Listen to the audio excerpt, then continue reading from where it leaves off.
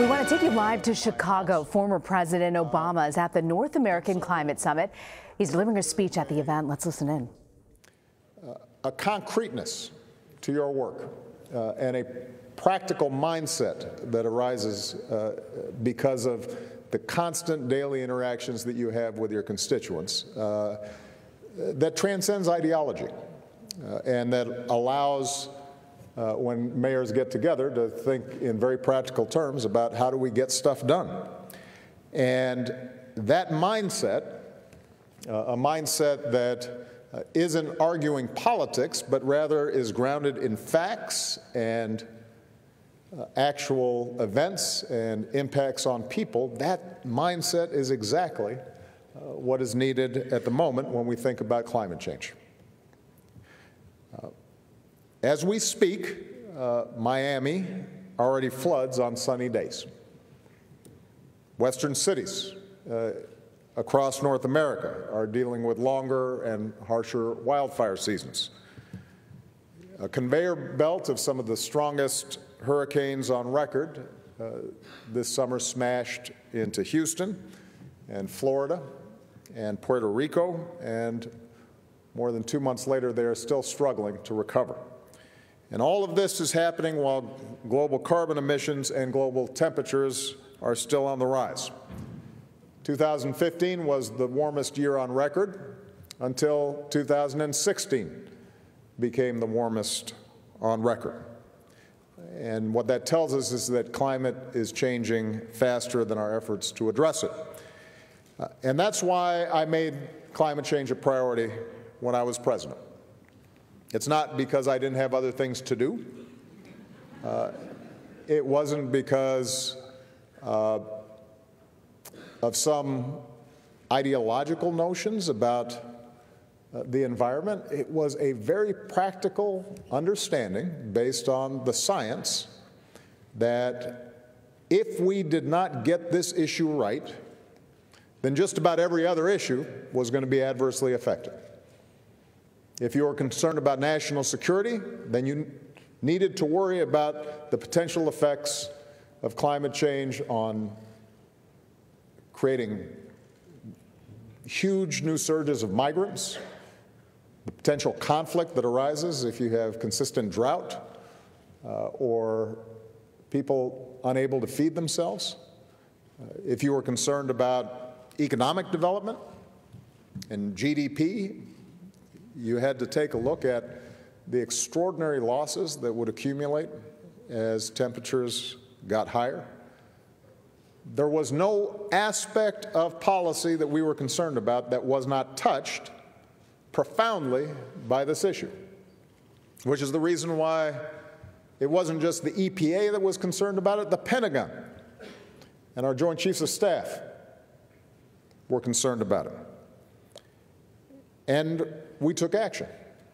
During the course of my presidency, we more than doubled production of clean energy like wind and solar.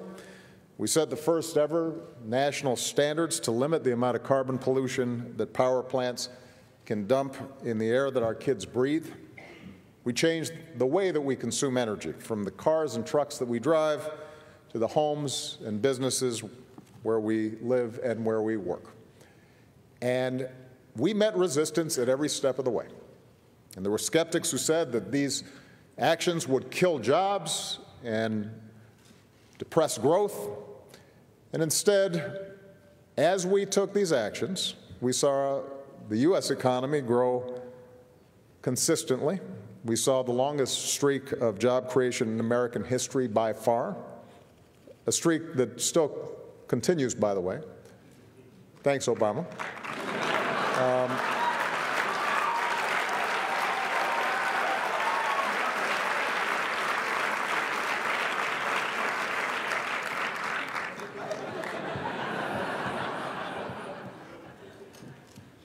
And at the same time, we led around the world on the issue, recognizing that we weren't going to solve this problem alone, and working with China and India and dozens of other countries, we sought to set ambitious climate targets globally. And these are the efforts that ultimately led to the Paris Agreement. an agreement that has the potential to at least delay and potentially avoid some of the worst consequences of climate change. Now, obviously, we're in an unusual time where the United States is now the only nation on Earth that does not belong to the Paris Agreement, and that's a difficult position to defend. But the good news is that the Paris Agreement was never going to solve the climate crisis on its own. It was going to be up to all of us. Presidents, national governments can set goals and priorities. We can make sure that there are investments in the research that's required to ramp up the discovery of new energy sources. We have the ability to set standards around which markets can respond and create incentives for the kinds of actions that are taken. But ultimately, the work is done on the ground. Ultimately, the work is up to each of us, wherever we have some impact, wherever we have some influence. And that's why America's pledge on climate is so important. It's about more than living up to our responsibilities on the world stage. It's about keeping our word on the world stage. And cities and states and businesses and universities and nonprofits have emerged as the new face of American leadership on climate change. So,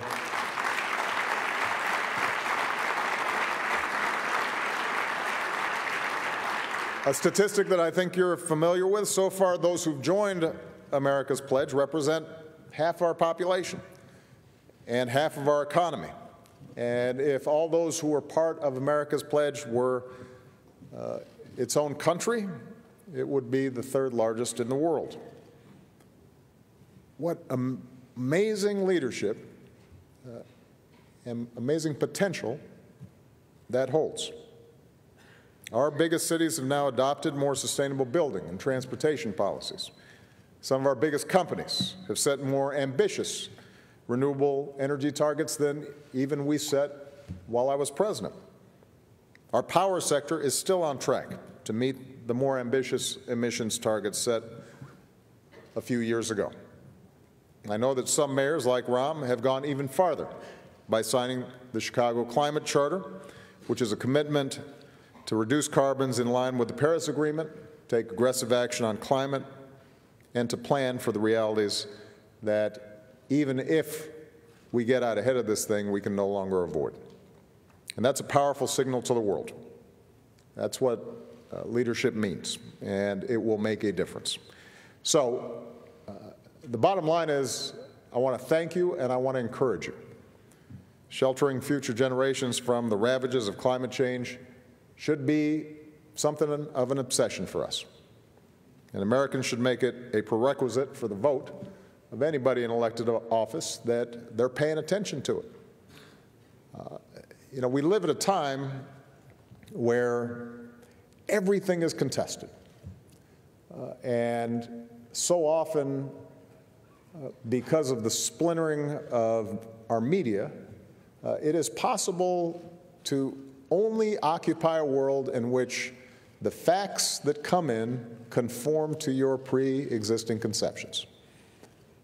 And that's a challenge, particularly for democracies, because democracy is premised on the idea that we can disagree, but there is a objective reality out there. There are certain facts that are not subject to opinion and debate. And we may disagree on how we can solve a problem, but at least we can agree that there is a problem. And in this environment right now, I think it's easy sometimes to feel discouraged and to feel as if people are talking past each other. But this is where the particular talents of mayors come in.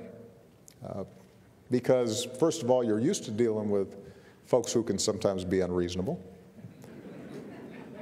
But second of all, as I said at the beginning, you're accustomed regardless of your party, regardless of how you came to occupy the office, you're accustomed to having to deal with the realities that are in front of you, and to take action, not just talk about it. And people will hold you accountable and expect that you're actually going to perform. And there's no place in which that's going to be more important than on this generational issue. Ram and I were talking before we came out, and we have children who aren't so young anymore. They're entering into young adulthood. And we're both getting to the age, although we like to think that we're still fit and haven't slipped, where you become aware of your mortality. And the thing that you want to make sure of, the thing that is more important now than anything else, in a way that wasn't true even 15 or 20 or 30 years ago when you thought you had forever, the thing you want to make sure of is that your kids and their kids are going to be okay. And the one thing that might make it not okay for them is this. We can't protect our children or our grandkids from heartbreak or mistakes or the vicissitudes of life.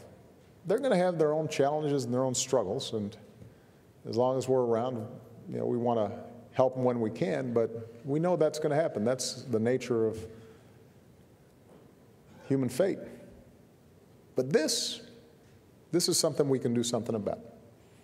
And I'm hoping that as a consequence of you seeing meaningful impacts in your own cities and you realizing that you're part of a broader movement, that inspires you to bolder and bolder work. And that in turn, I think, can inspire a country. And that will inspire the world. So thank you very much for your outstanding work. God bless you. Appreciate it, everybody. Thank you. President Obama, we don't get to see him often on the world stage, and he's talking about climate change there and the need to push forward despite the current White House's different take from the Obama administration. We're going to take a short break. We've got a lot of other news to get to. You're streaming CBSN.